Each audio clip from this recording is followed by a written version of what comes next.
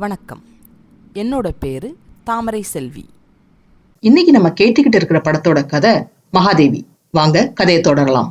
தர்மத்தின் வாழ்வுதனை சூது கவ்வும் தர்மம் மறுபடியும் வெல்லுங்கிறத மறந்துடாதன்னு சீர்ற வல்லவனை பார்த்து ஏளனமா சிரிச்சிட்டு, தத்துவ ஞான வித்தகரே, உங்களோட சரித்திரத்தோட கடைசி நாள் இது. என்ன பேசணுமோ எல்லாத்தையும் பேசுன்னு பெருந்தன்மையா சொல்றார் கருணாகரன். அதை கேட்டு கொதிப்போட, பேசுறது என்னடா பித்தம் பிடிச்சவனே, அரசு சதுரங்கமாக்கி அரசகுமாரனை ஆட்டக்காய ஆக்கி உன்னோட வெறித்தனத்தை நடத்துறதுக்கு நீ செய்யற முயற்சியோட கடைசி அங்க இதுன்னு வல்லவன் சொல்ல, அதை கேட்டு கருணாகரன், ஐயோ பாவம், சாக கிடக்கிற நோயாளி கல்யாணம் ஆக போற இளைஞன் கிட்ட உனக்கு மரணம் வந்துடுச்சுன்னு கதறினானா. வல்லவா, நீ சொல்ல வேண்டியவங்களுக்கு எல்லாம் சொல்லிட்டியா?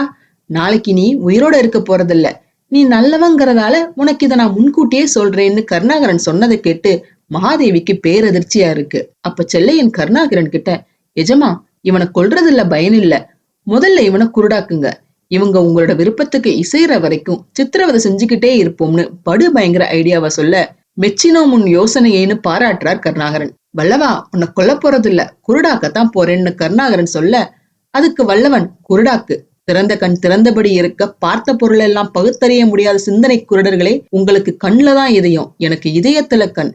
இந்த குருட்டு வல்லவன் இருட்டு அறையில புரண்டாலும் உன்னோட அக்கிரமங்களை அம்பலப்படுத்தாம விட மாட்டேன்னு ஆவேசமா சொல்றார்.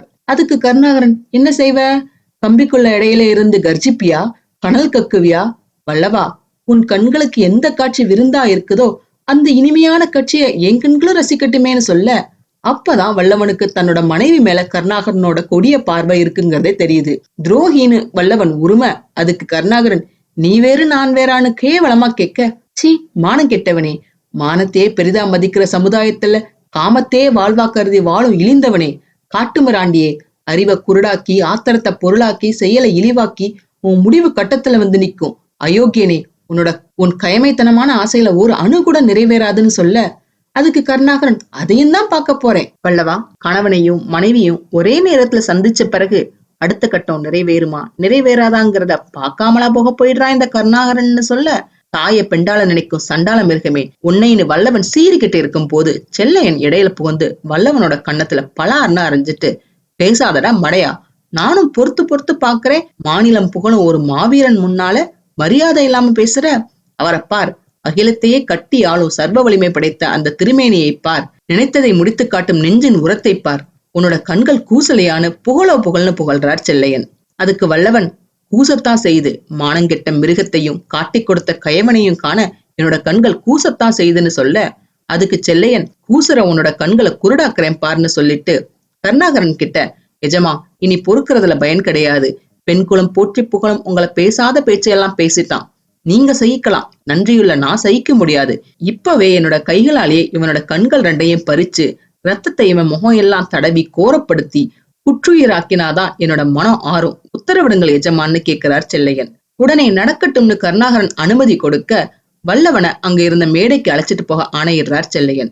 மகாதேவி அத்தான்னு கதற வல்லவன் இழுத்து செல்லப்படுறார். மேடையில் அவரோட கைகள் ரெண்டையும் சங்கிலியால கட்டி போட்டுட்டு பழுக்க காய்ச்சிய 2 ஈட்டியோட செல்லையன், அற்பனே, குழுவே, எங்கே உன் ஆணவம், எங்கே உன் ஆர்ப்பாட்டம், எங்கே உன் வீர முழக்கம், அடிபட்ட புலியே, வேல் பாய்ந்த வேங்கையே, கருணைய வடிவமான கருணாகர வீரரை பார்த்து கனல் கக்கிய கண்கள் இவைதானே, காதல் போதை பொங்கி வழிய மகாதேவியின் கட்டழகை கண்டு ரசித்த கண்கள் இவைதானே, இவை இருப்பதால் தானே உனக்கு இந்த எக்காலம், பார், கடைசியாக இந்த உலகத்தை பார்னு சொல்லி அந்த ஈட்டிய தூக்கிட்டு போறார் செல்லையன்.